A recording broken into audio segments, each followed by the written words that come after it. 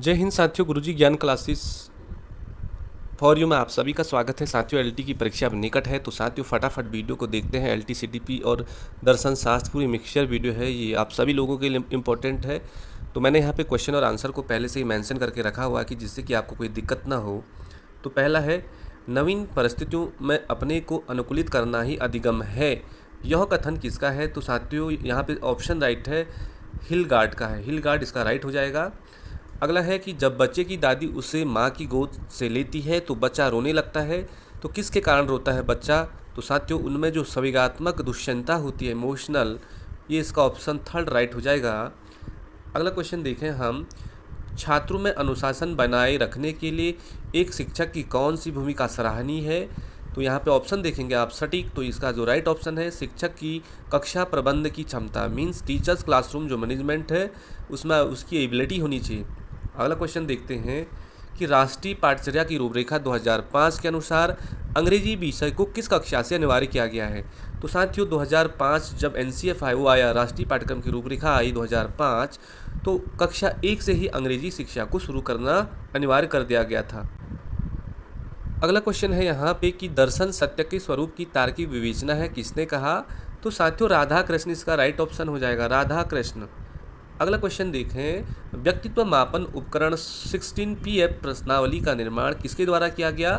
तो सटीक ऑप्शन है रेमंड बर्नार्ड कैटल के द्वारा, रेमंड बर्नार्ड कैटल इसका राइट ऑप्शन है। निम्न में से शिक्षण का सर्वोत्तम ढंग कौन सा होगा साथियों? व्याख्यान, विचार, तो यहाँ पे विचार विमर्श है जो डिस्कशन, तो शिक्षण का सर्वोत्तम ढंग कौन सा होगा? विचार विमर्श आपका राइट ऑप्शन है। भाटिया बैटरी सामान्य बुद्धि परीक्षण में कितने उप परीक्षण हैं? तो यहाँ पे 5 आपको याद रखना है, 5। निम्न में से कौन अधिगमकर्ता को अधिक स्वतंत्रता प्रदान करता है? तो कौन करता है? तो सृजनशीलतावाद करता है। अगला क्वेश्चन है, सतत और व्यापक मूल्यांकन होता है। तो साथियों ये स्टूडेंट सेंटर मतलब विद्यार्थी केंद्रित होना चाहिए, सतत और व्यापक मूल्यांकन।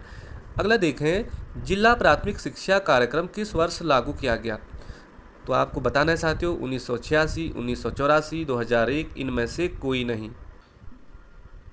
एक सफल एवं प्रभावी शिक्षक के गुण में व्यावसायिक दक्षता के अंतर्गत क्या नहीं आता है? तो संयम और धैर्य नहीं आता है। आप ऑप्शन देख सकते हैं, उद्देश्यों का ज्ञान होना चाहिए और विषय पर अधिकार होना चाहिए, छात्रों का ज्ञान होना चाहिए, छात्रों को ज्ञान होना चाहिए। सफल एवं प्रभावी शिक्षक के ये गुण में जो संयम और धैर्य है ये नहीं है, ऑप्शन नंबर। अगला देखें, दृश्य सामग्री के प्रयोग से किस उद्देश्य की प्राप्ति होती है? दृश्य कह रहा है, तो दृश्य सामग्री से केवल ज्ञानात्मक उद्देश्य की प्राप्ति होती है। अगला देखें, प्रशिक्षण एवं अभ्यास संबंधित है, तो किससे संबंधित है साथियों? यहाँ पे 4 ऑप्शन है, तो व्यवहारवाद से संबंधित हो जाएगा। MIS का पूर्ण रूप क्या है? तो लास्ट वाला है मैनेजमेंट इंफॉर्मेशन सिस्टम, ये आपका सटीक ऑप्शन है। उद्दीपक प्राणी अनुक्रिया या SOR किसके द्वारा प्रस्तावित किया गया? देखिए उद्दीपक प्राणी अनुक्रिया, तो ये आपका वुडवर्थ के द्वारा प्रस्तावित किया गया। हमारे पाठ स्थूल से प्रारंभ होकर सूक्ष्म में समाप्त होना चाहिए, यह किसने कहा साथियों? तो ये स्पेंसर ने कहा। स्पेंसर आपको बिल्कुल याद रखना है। विद्यालय से पलायन करने वाले बालक के अध्ययन की सबसे उपयुक्त विधि कौन सी है? यदि विद्यालय से पलायन हो रहे हैं बालकों का, तो उनका हम केस स्टडी के द्वारा उनका हम अध्ययन कर सकते हैं। TET का उद्देश्य निम्न में से किसका मापन है? तो अभिक्षमता, या TAT होगा साथियों, TAT, तो एप्टीट्यूड, अभिक्षमता का ऑप्शन बी राइट हो जाएगा।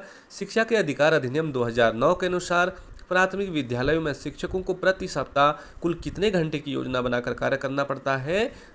तो शिक्षा का अधिकार 2009, तो 45 घंटा। अगला है, सृजनात्मकता मुख्य रूप से संबंधित है किससे होगी? तो डाइवर्जेंट थिंकिंग आपको याद रखना है, अपसारी चिंतन। नेक्स्ट देखें, क्रेस्मर ने व्यक्तित्व को निम्न में से किस प्रमुख प्रकार में वर्गीकरण किया? तो उन्होंने वृक्षकाय या दुर्बल भी बोला, गोलकाय भी बोला, सुडोलकाय भी बोला। उपयुक्त सभी 3 चीज़ों में, एस्थेटिक, पिकनिक और ये सुडोलकाय वाला, तो क्रेस्मर ने व्यक्तित्व को 3 भागों में वर्गीकृत किया। अगला देखें, पावलाव द्वारा किए गए प्रयोग में CS किसे इंगित करता है? तो CS पावलाव ने कुत्ते पे प्रयोग किया साथियों, तो घंटी की ध्वनि, ऑप्शन नंबर बी सटीक ऑप्शन है, घंटी की ध्वनि। अगला क्वेश्चन है, स्पीयरमैन की अवधारणा के अनुसार जी इंगित करता है, क्या करता है? तो केवल जनरल इंटेलिजेंस को, सामान्य बुद्धि को। अनुभव के रूप में लोगों के व्यवहार में कोई भी परिवर्तन कहलाता है तो लर्निंग कहलाता, सीखना कहलाता है वो। भारत के उस उपग्रह का नाम बताइए जो शिक्षा के उद्देश्य के लिए विकसित किया गया। तो एड्यूसेट। एड्यूसेट साथियों, आपको बताना है एड्यूसेट की स्थापना कब हुई। कौन सा रुचि का पहलू नहीं है? तो इनमें से जानना है, इच्छा करना है, अनुभव करना है, लेकिन गति करना, मोमेंट, ये आपका इंटरेस्ट के अंतर्गत नहीं आता है, रुचि। अगला देखें हम, डॉट डॉट ने पहली बार भावात्मक बुद्धि परिभाषित की थी। तो किसने की थी? गोलमैन ने। भावात्मक, डेनियल गोलमैन। ऑप्शन के आधार पर देखें, डेनियल गोलमैन राइट ऑप्शन है। अगला देखें हम, अर्जित अभिप्रेरकों के अंतर्गत आते हैं, comes under the acquired motive are. तो साथियों, आत्मरक्षण, क्रोध और भय, भूख और प्यास, ये जन्मजात अभिप्रेरक होते हैं। सहयोग और प्रतिस्पर्धा, ये अर्जित किए जाते हैं समाज में। दर्शन शिक्षा का सामान्य सिद्धांत है, यह कथन किसका है? दर्शन शिक्षा का नॉर्मल सिद्धांत कह रहा है। Philosophy is the general principle of education. तो which statement is this? John Dewey इसका सटीक ऑप्शन है। प्रकृतिवाद के जनक कौन है साथियों? इनमें से देखें तो रूसो। दर्शन सत्य के स्वरूप की तार्किक विवेचना है, किसने कहा? तो ये राधा कृष्ण ने कहा। अगला देखें हम, मतदान स्याही में किसका प्रयोग किया जाता है? तो सिल्वर नाइट्रेट, AgNO3 का। काकरोच के हार्ट में कितने चैम्बर होते हैं? तो 13 चैम्बर।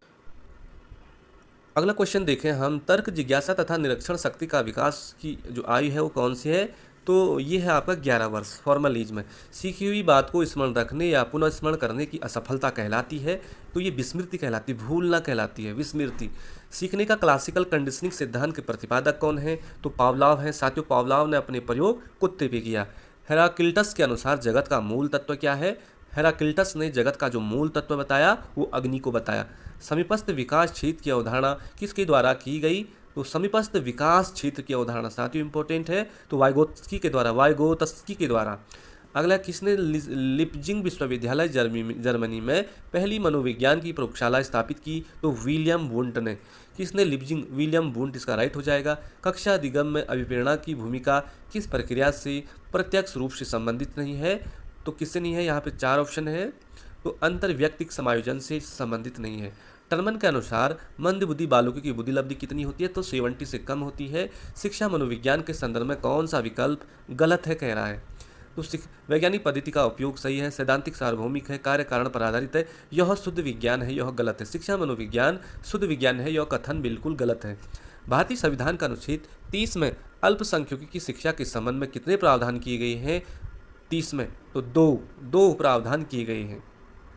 अगला क्वेश्चन है साथियों, भारत में अंग्रेजी शिक्षा का मैग्ना कार्टा किसे कहा जाता है? तो बुट डिस्पैच को कहा जाता है। साथियों, भारत में अंग्रेजी शिक्षा को लेकर कौन आए थे? तो लॉर्ड मेकाले लेकर आए थे। ये बहुत सारे इंपॉर्टेंट क्वेश्चन है।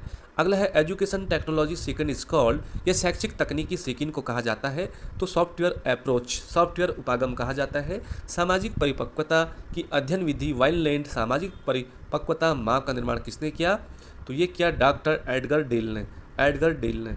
अगला देखें, कंप्यूटर सहायक अधिगम के संबंध में कौन सा गलत कह रहा है?